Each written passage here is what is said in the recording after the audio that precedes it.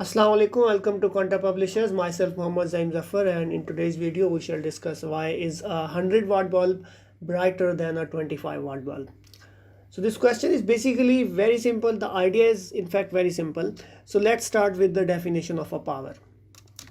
So power is a rate of doing work, and 1 watt is the SI unit of power, and it is defined as 1 watt is the power of a system which is doing 1 joule work in 1 second. The 100-watt bulb will draw 100 joule energy from the battery in 1 second, and similarly a 25-watt bulb will draw 25 joules of energy from the battery in 1 second. So the idea is quite simple, that in a unit time, in a specific time, a bulb which is drawing more energy, it will emit more light energy and it will look brighter.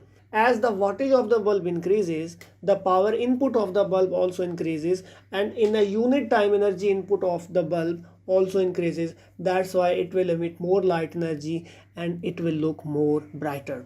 This is not just about 25 watt or 100 watt. This is about all the bulbs, and the power of the bulbs goes directly proportional with the luminosity of the bulb. The more power the bulb will draw from the battery, the more luminant will it be.